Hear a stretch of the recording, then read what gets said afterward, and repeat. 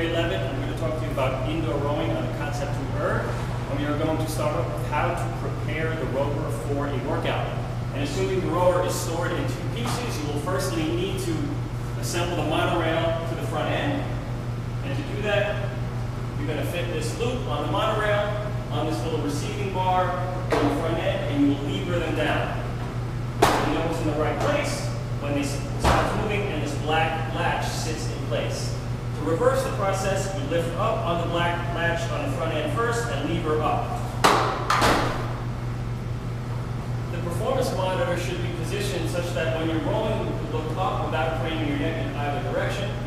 The damper setting should be set on 5 to 3 for most of the population, including beginning rowers. The handle during a workout can be stored on the handle hook.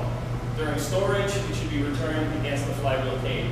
The flex foot should be sized such that the strap goes over your lowermost shoelace, and you can change this setting in order to make that fit right. Okay, I'm going to take you through a very abbreviated version of the pick drill, and the pick drill starts with arms only rowing. In slow motion, this is what it looks like. It teaches the rower to get the arms away first.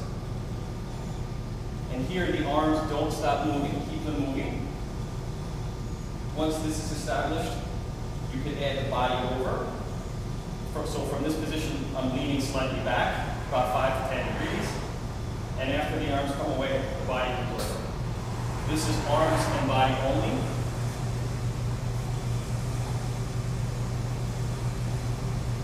And again, in slow motion, from here we add the quarter slide, and that's just a slight pop in the knee. So the knees come up slightly into this box created by the arms and handle. But nothing changes when you add the knees. Arms still come away first, and body still swings over. So from here, we're going to add half slide. Knees come up further, feet still flat in the flex foot. There, 3/4 slide, slight pop in the heel. Knees come up even more. From here, full stroke. Heels come up, shins almost vertical. Full stroke. The 4 parts of the rowing stroke: finish, recovery, catch, the drive. So we'll start off with the finish. Looks like this. Here at the finish, the legs are fully extended, my wrists are flat. I'm trying to get my shoulder blades together, and we're going to describe the position of the body here. If it's directly upright, we'll call that 12 o'clock or 90 degrees. And at the finish, there's a slight lean. We're going to call this the 11 o'clock position, or about 5 to 10 degrees from the vertical. Okay, so here's the finish.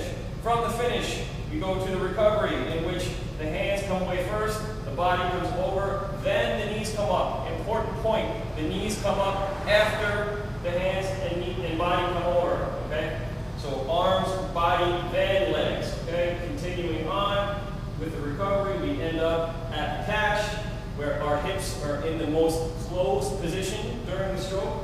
And now we're leaning slightly forward, our back is still flat, we're not rounding, but we're going to call this the 1 o'clock position. So at the catch, our body is at the 1 o'clock position, shins are nearly vertical, heels are popped up out of the flex foot, and our arms are fully extended. The drive, you'll note there is a triangle between the handle, my hips, and my shoulders. That triangle retains the shape during the beginning of the drive, which is initiated by extending the legs, body passes through that 12 o'clock position, and we end up back in the finish. Once again, flat wrists, handle in the abdomen, body leaning back at the 11 o'clock position. So there are many effective cues you can give your rowers to get them in the right position at each part of the stroke. At the finish, I might tell my students, make sure your wrists are flat. Sometimes you see rowers curling their wrists or doing something funky with their wrists. Also, I might tell them, get your shoulder blades together. To get their back in the right position, I might give them that 11 o'clock, 1 o'clock metaphor. So get your back to the 11 o'clock position. Slight lean with the back. Moving to the recovery, very commonly you'll see rowers getting their knees up too soon and moving the handle over their knees. So I might say, make sure the arms come away and the body comes over before the knees come up. Or quite simply, get your arms away. Arms away first. At the catch, if they're not leaning forward enough, I might say get your shoulders in front of your hips. Or if they're rushing it, I might tell them to sneak up on the catch. That's one thing I learned from my seminar. Sneak up on the catch.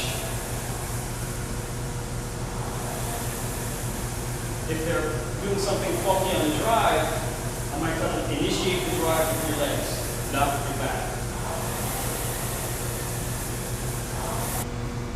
So two very common errors.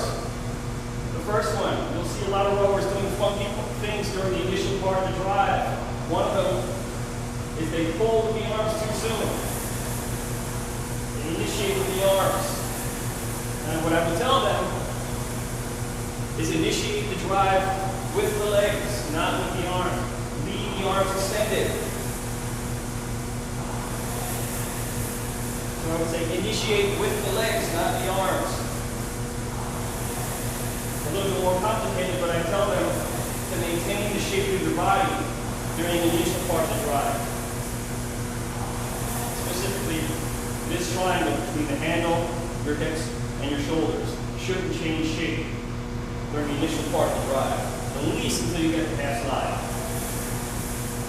On the recovery, you'll often see rowers lifting the handle over bent knees. And what I would tell them, get the arms away first before the knees come up. Or more specifically, make sure your hands pass your knees first before the knees come up.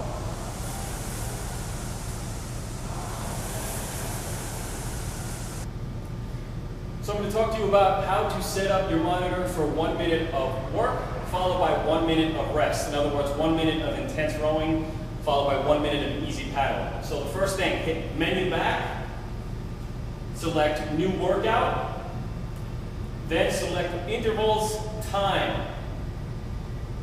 So once you're there, the number 1 will be blinking, so we're already set up for 1 minute of work. The top number is our work time. To scroll through each digit and hit the arrow facing right. And until it gets to set rest time, the first number should be blinking. Then just press the plus button to make that a 1. And at this point we're done setting up what we need to do, so you hit the check mark in the bottom. And now we're ready to row.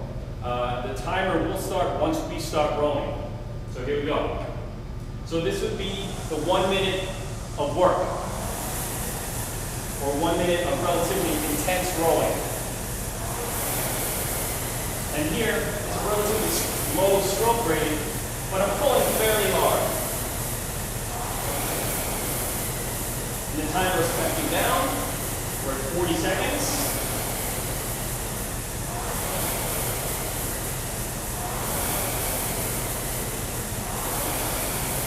So I'm trying to keep my pace up by pulling really hard.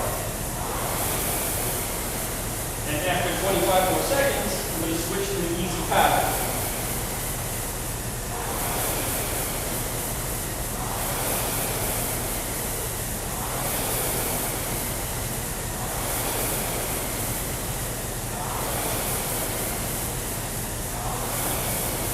So here's 5, 4, 3, 2, 1. So now an easy paddle.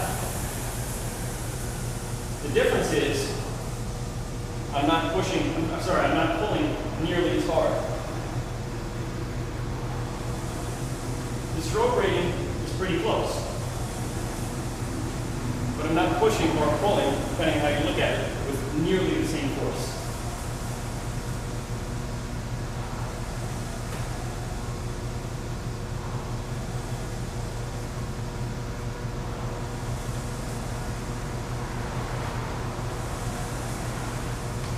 And that's it. It's counting down. I have 20 more seconds. So this would be considered the remainder of the rest, or the light paddle. So at the conclusion of a workout, there is some post-row etiquette that you should teach your rowers. And these steps are just meant to extend the life of the earth, keep it clean, and make sure it's stored safely. First thing, good take the handle and take it off the handle hook, and it's stored against this flywheel cage. Performance monitor gets pushed down. Damper setting gets returned to 1. And we're going to wipe the monorail down.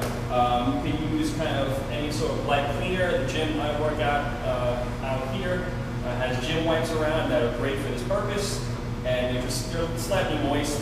And I just wipe the monorail down. And move the seat over to get the other side. And then I just take a dry paper towel and just dry it off. And if you're going to store your erg, the safest way, that's in 2 pieces. So going back to what we talked about earlier, lift up on the front end, and we'll slide back. And there you go. If you're leaving it in 1 piece, like those ergs back there, common mistake, it can easily tip over. Okay, so this is how I would store it. Thank you very much.